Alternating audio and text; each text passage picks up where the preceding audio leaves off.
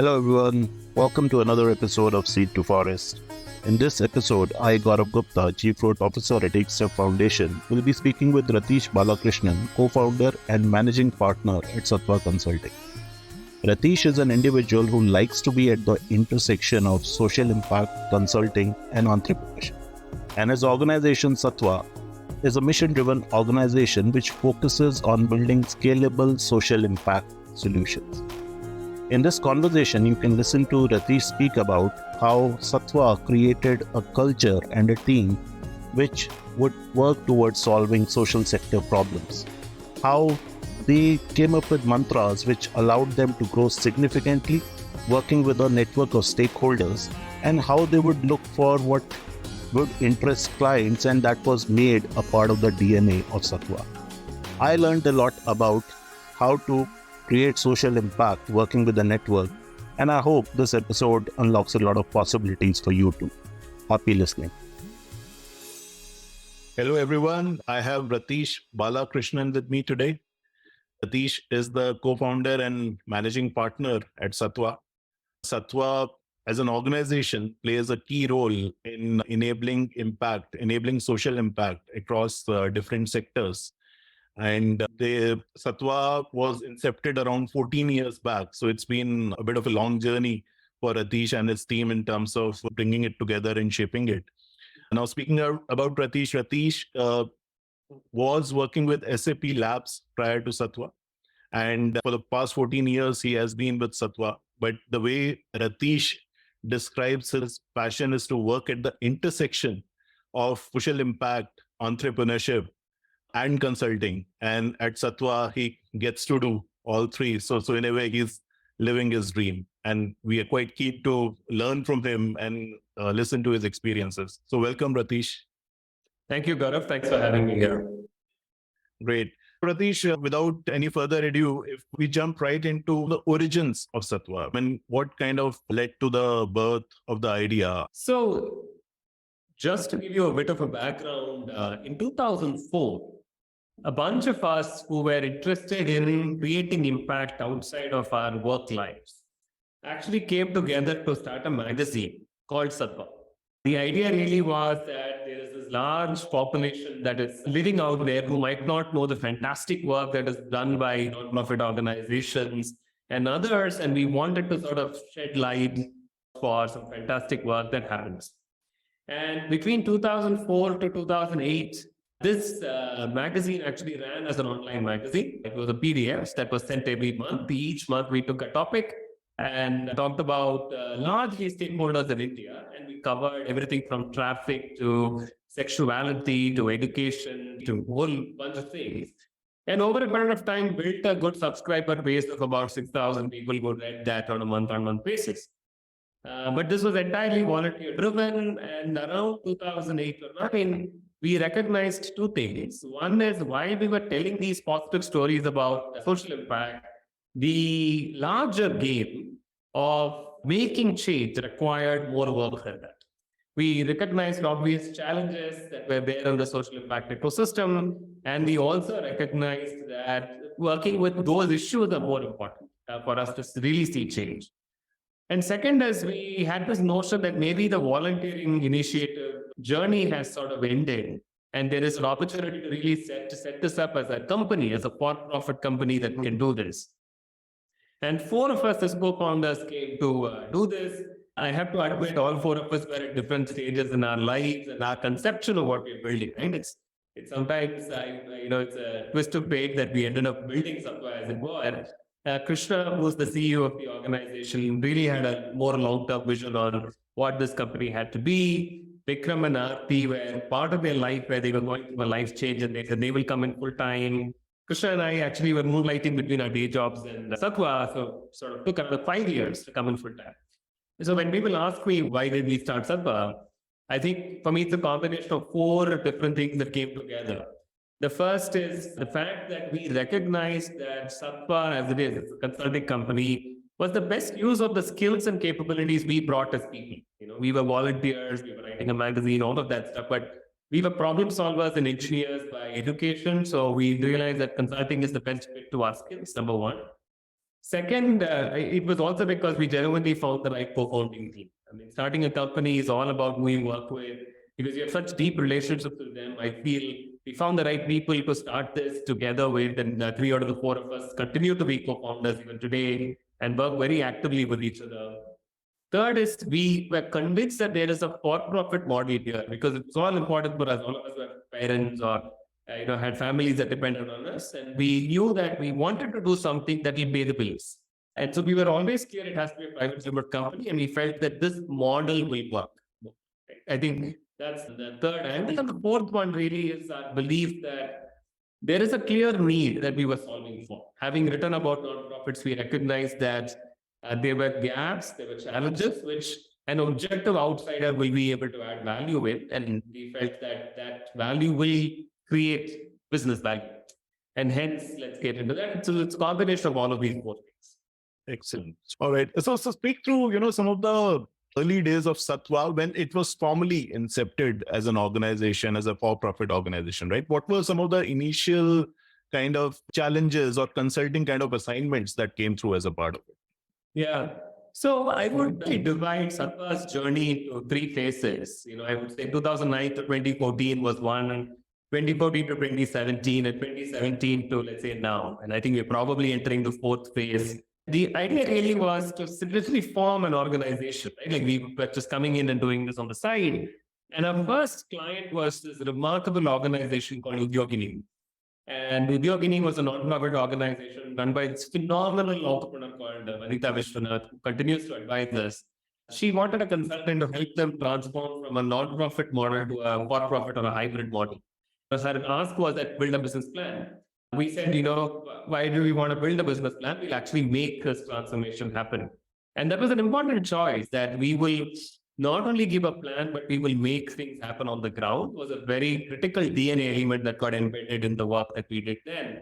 And we still joke about it. So Krishna, closed the deal with Vanita and found somebody to do the work.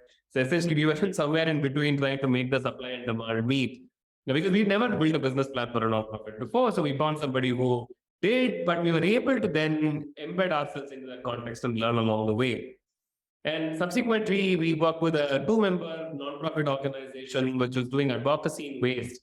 And they said that, listen, we also want to look at this nonprofit to for-profit model.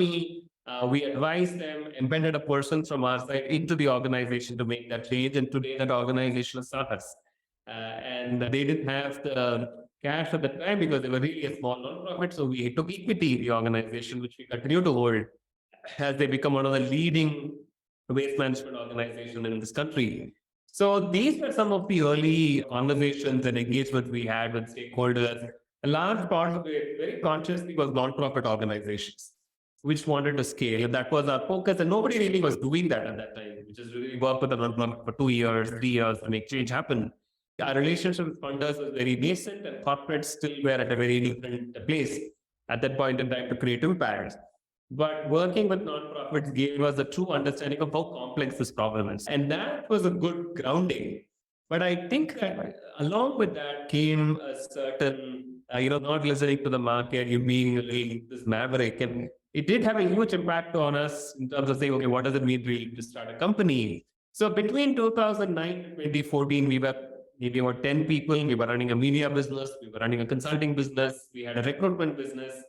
We felt like we were doing fantastic work, but I think 2014 was a good wake-up call because we recognized that we will become this middling organization that does nothing of value, but still feels very good about itself. And 2, we also recognized that we weren't able to unlock the value, in terms of the market. And our board member, Sanjay Anandram, who, continues to be a huge support for us, truly just got us into a room and, gave us a thrashing and said, listen, are you guys going to wake up and do real stuff or not? So in 2014, we recognized that we can't run 3 businesses with 10 people. So we shut down our media business. We shut down our recruitment business, put all our leadership might on the consulting business that we were doing. And 2014 to 17 was really just growing up. You spoke about some of the learnings and the mistakes that happened during the first phase, and hence that board meeting and on the back of it, change in direction, right? And you spoke about the fact that the second phase was a growth phase. right? And also you were building the culture, right? So speak through that a bit. What does growth entail? What does a growth phase look like? And while doing so, how do you build the culture which is well aligned with that growth phase? Yeah. Very good questions. One, I feel like growth stage has two parts. The first part is where you're growing, but nobody outside knows you, right? And the second part where everybody knows you're growing because the growth is now visible. So 2014 to 17, no one knew that we were growing, but we knew we were growing, which is that we were able to, for the first time, do release in the organization. We had accountability. We had meaningful conversations in the organization. And more importantly, we became humble and started listening to the market, right? That conception of even thinking about a business that way came in 2014 and 17. And culture, to the second question, is really only two things. It's role modeling and storytelling, which is that what a leader does every day really defines culture. And 14 to 17 was the first time we stepped back and said, okay, am I being consistent, especially in times of great risk, in role modeling the behavior that I think the organization should role model? So some of the best stories of Sattva that people still talk about today is from 2014 to 17. What we said no to as an organization, the way we behaved with the client, what we did, it's all coming from that phase. And storytelling is also important to say. Whenever new people come, you tell these stories to say, hey, these are the values that are important to us. And in some sense, we're doing now that at scale. But for me, the two fundamental traits are really that. Right. So now what led to the rise of the third phase, right? I mean, of course, you were doing well, you were growing, there was the storytelling happening, and then you were building the culture. What changed during 2017? So 2017, we recognized that we can sort of become a X-crore company if we do this. But we recognized that that's all we'll become. That's the end of it. And we realized that most organizations in the social sector are founder-led organizations. I remember I had this wake-up call when we were deciding to name all the meeting rooms, and somebody said the meeting rooms have to be named after founders. And I said, that's going to be the end of this organization, right? Like, let's go to Rathish to be the founder of the meeting rooms. You don't know. So we said, listen, this has to change. So 2017, we had brought in a set of senior talent together, but we set up a management team where we said everybody is this. So we said, founding a company is an accident of history. That's not a position. And incidentally, I was running the entire delivery of Sattva at that point. So I was given the smallest unit. And that sent a strong message to the organization because one, it told everybody that merit is what counts here. So if you have to sort of grow, there is no ceiling where you're the founder and it can't move when everybody has an equal chance to success. And two, it set a culture where more than 3 or 4 people, 10 people started caring about the company. And once that happened, it became a lot more exciting to work. Of course, it was very painful in the beginning to adjust because no one cares about a company like a founder, but you want to create that culture and so on. And it was prescient, Gaurav, for us that when COVID came, we were an organization of 10 leaders, 12 leaders, because of that change we made in 2017. And when we compared ourselves to a lot of our other peers who had 1 or 2 founders, they ended up doing well, but they did one thing. Because we were 10 or 12 leaders, we did 10 things. And we entered the pandemic with 120 to 130 people. We got out of the pandemic with close to 400 people. And for me, the singular reason for that was because we had more leaders who could drive different agendas rather than just the founders running everything. That itself is a very interesting aspect, right?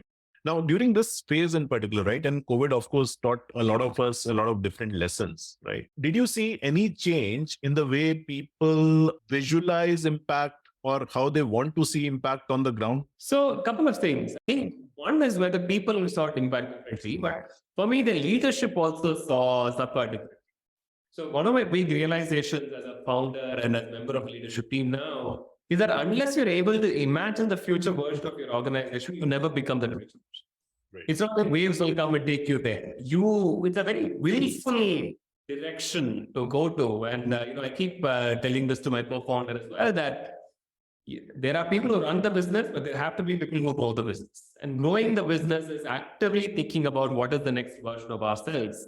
And I hope that we have in that few years have been able to do it. And the second thing that you highlighted is also try to see the work we do differently. They did. And I think partially, if you remember what I said, this whole getting things done as a value proposition was how we started. And while it had resonance till 2019, during COVID, that became the only thing that was necessary. Like you didn't need a consultant to give you a plan. You wouldn't need a consultant to sort of do knowledge engagement, etc. You needed people to get things done. And we ended up being an organization that went in and said, I can do this. Right? So we set up collaborative initiatives, we anchored collaborative grants, we ran programs, we designed programs. And essentially that value proposition product fit in terms of here is an organization that is able to think clearly, but is also able to get it done. Became very, very real for us in that COVID. And I think the other one, which I think goes back to some of the conversations we'll have later, is we recognized what is the value proposition of Sattva. One is the ability to get it done, but the second was this ability to build and orchestrate a network of stakeholders. We've been working with nonprofits as customers, donors as customers, governments as customers, corporates as customers.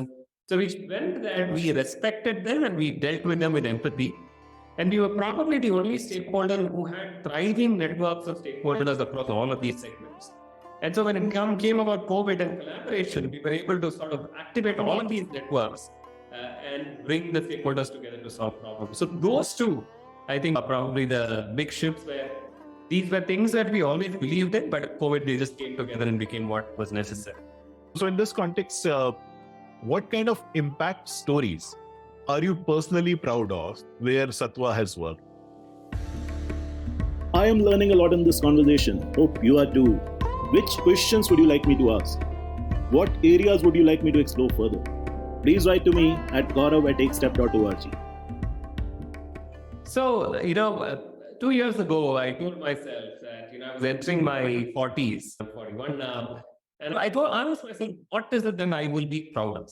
Right? Like that this is something that I've been able to be a part of, or getting it done, etc. And I told myself that, there are three outcomes that I thought were important for me to just measure myself against. One is really to be a part of the growth journeys of entrepreneurs who had ambitious visions, right? Because it's the best part of my role is to really be, go to a mental gym of some sorts and work with inspiring leaders and bring these audacious vision. And not in any form of attribution, but just contributing to their growth journey in some form. And I've been very lucky to be working with some leaders like that. The second thing I told myself is, can we set up entities, collaboratives that bring people together and that sort of has a life of its own and is able to demonstrate value. And I truly felt that the non-linear impact comes from bringing people together and getting them to work in a way where the value unlocked is greater than the friction of collaboration. Right? And I think we've been able to do that. Again, I'm happy to give you examples. And the third thing that I really feel passionate about is how do we, I think philanthropy or the conversational impact is going in a certain direction, which I think is significantly better than where it was a few years ago. But I do still feel can be far more powerful. And then you don't have to do things, but in the way we talk about it, in the philosophy or the vocabulary we use to talk about impact, can I contribute to that conversation on impact by influencing the vocabulary of the ecosystem, right? In a certain way? And we started the Sattva Knowledge Institute. Right now, for me, that's partly in the effort to become that voice to create effective philanthropy. So, as you can see, very humble goals. 3 of them, and then next 10 years, that's the way I look at it. Now to practical examples, I'll start with a collaborative one. One of the things that I'm very excited about being part of is the Life Skills Collaborative. And interestingly, it started with the first meeting of the Life Skills Collaborative with all of the partners happened a day after the lockdown or 2 days after the lockdown. So 19 organizations came together, having never met each other online, created a collaborative design on how they will work together in life skills and define what their goals are, unlocked about $5 million in funding. And today we have influenced 4 states in how we look at life skills. We have developed assessments that have been used or been deployed across at least 2 lakh children across 4 states. We built a glossary that's used in multiple countries today effectively. And so to show that that can happen. And we recently did a meeting to discuss our next phase of growth, and it was exciting to see the amount of energy that was in the room. But I think the Life Skills Collaborative is an example of where collaborative action has come together. the Bharat Tech Initiative, which again is a very similar sort of idea of bringing organizations together to solve something in scale. On the inspiring entrepreneur side, there's just too many of them. But work we've done with the Piramal Foundation, for example, I've personally worked with them for 7 years, which probably is the longest client consulting relationship, I guess, in the sector. And I've been an active part of the work they do. I've been inspired deeply by the work Aditya Nataraj does. Right now, I'm working with people like Sabina Hussain, Jagdish Rupala, etc., across diverse sectors, and it's deeply inspired to sort of what's the ambition they bring in to be part of that journey as well. But all of these, Aditya Nataraj, Sabina Hussain, are all education and other organizations like Avanti and so on as well. Right. So that's very useful, Rathish, because it kind of helps articulate not just your passion, but also how you manifest your passion in the work that you do. So congratulations to you on that. So Rathish, now, of course, in Sattva's journey as the evolution happened, right? And of course, through the different phases, the mistakes, the learnings, etc. Somewhere, it would have led to hence the evolution of principles that go into the decisions that you make at Sattva, right? So can you just speak through that? I think, and this is an interesting question because I feel like we haven't done a great job of codifying them in a way that is replicable. But I can enunciate a couple of them. One is this continuous commitment to seeing impact happen on the ground rather than just talking about it. And so one of the principles we always tell people at Sattva is that if the client turned around and said, you do this, will you do this, right? Don't make a plan for somebody else where you have no skin in the game. So I think that skin in the game thinking is definitely a huge part of how we work. I think second is this whole leave no customer behind. We genuinely commit ourselves to making sure that we are able to be part of our client's success, not just their satisfaction. I remember once we had this survey that we had launched for the customer success survey. We sent it out because we had grown as a scale of the organization where the founders were speaking to all the clients. And the first time we sent it out, first client who responded gave us a 4 on 10. And we said, and when we probably going to get a 9 and an 8, and which is really what our average numbers are like. But we went and parked them. I went and said, the first time I went, they didn't meet me, they gave me biryani. The second, we have to meet you because you give me a 4, and today we're working with them. We were actually, today they're a customer of ours and they signed up for 18 months, but that thinking of leading no customer behind, it's not okay to have one happy customer. You have to take everybody along. However long it takes, sometimes it takes a few years, but you have to be at it. I think is also an integral principle thinking that I think is important for us. Looking at this, right, we've been kind of noticing that, the digital infra has a key role to play, right? Now, what have been your reflections on the role that the digital infra has played so far and it can potentially play in the future? I think I'll tell you what is deeply exciting about digital infra for me, Gaurav, is that I keep saying that we are a 1.4 billion people country. By far the largest one. I think the next country after us, if you exclude China, is about 330 million, right? I mean, there's not even a comparison. We are, in some sense, getting a functional democracy to work for 1.4 billion people where all of them are out of extreme poverty is an experiment that the world wants to succeed, right? And I don't think anyone has solved that problem in some form. And when you work in the impact space, it's so vexing sometimes to see the extent of this challenge and how far things are.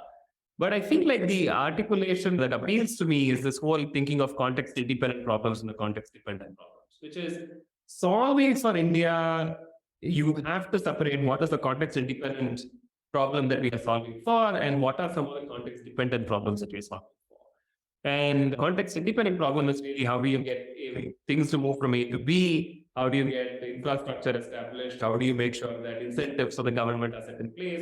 All of this is context independent. How do you solve for that slum in Bihar where there is a continuous incidence of, let's say, malaria? Because there are too many mosquitoes there. That's a context dependent problem. And I feel that India has so much, inspiring leadership who are trying to solve in every location a context independent and a context dependent problem, which in 60 years they cross a certain dent in, right? And then they have to then hand it over, etc. Is there a way for us to build for the context independent problems through a digital infrastructure which really just propels the entrepreneurs across the 7,000 blocks in India to solve for the context-dependent problems in their blocks and the 746 districts that we might have. Is I think the promise that we truly have to solve problems at scale in India. For me, nothing else works, right? I feel digital is a scooter that makes a human being drive faster, right, or move faster. We need entrepreneurial talent. We need social agency building. We need community empowerment, all of that. But to do that at scale, we need to combine this, what Arma and Aparna Hegde says, tech plus touch, right? Which is build the tech in a way that is truly scalable, which unlocks agency at the first mile for people who have the ability to create the change through touch.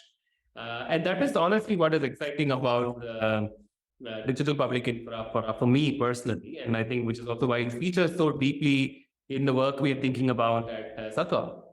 In many ways, we have a practice area called digital public goods now. We're working on multiple digital public goods initiatives. We are partnering with Xtech, but we're talking to Sanjay Purohit because we believe this is an extremely important area of work that needs to be done.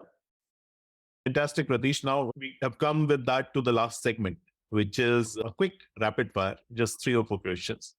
First one, your favorite mistake at Sattva? My favorite mistake at Sattva, I once forgot my laptop on a plane and got into an extremely important business meeting. And incidentally, I had written my budget for the Sattva engagement as about 15, 20 lakhs, and the total budget of the program was 1 crore. I go into the meeting and I write down, I use the whiteboard because I don't have my laptop. I write the program budget and the person says, is that Sattva's fees? I say, yes. So I got a crore because I forgot my laptop on my plane. So that's probably my favorite Sattva mistake. Wow. Your favorite aha moment? So I was working on an engagement with a client, and it was a very unhappy engagement. The client was deeply unhappy and was not a nice person, truth be told. And I remember talking to my colleague, and the colleague was literally losing confidence in front of me. He was sitting in some eatery in Bombay. And he was basically saying, I spoke to my parents, I don't think this is part of I'm born for this. I shouldn't be doing this, and so on. And I remember telling myself at that point in time, there's always people over budgets, right? If a project is going to do this to somebody in my team, it's much better to take this person off, because in my mind, I was thinking of how to convince this person to continue on this project, etc.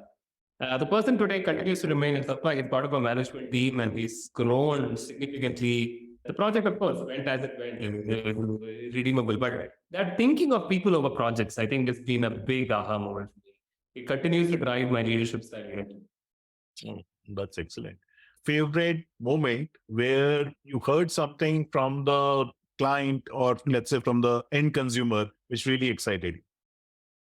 I once was talking to a client, and the client had got an opportunity to work for the state for 5 years.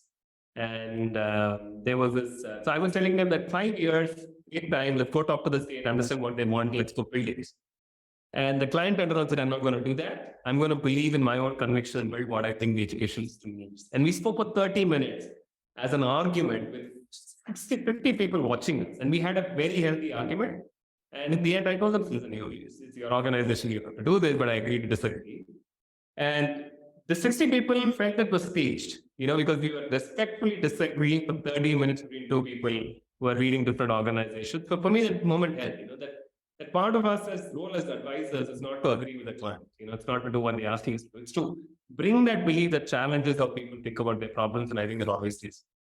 Awesome. Your favorite prediction for the future? My favorite prediction for the future. I think that my son is going to find himself in a job that is so much more exciting than anything we're going to do right now, because everything else we do right now is going to be done by ChatGPT. Oh, wow. So we don't even know what your son will do in that game. Exactly. We have no imagination of that. Excellent. Amazing. Thank you so much, Rathish. It was really an insightful conversation, and it was a pleasure listening to your reflections about the journey of Sattva and what it is today and where it can be tomorrow.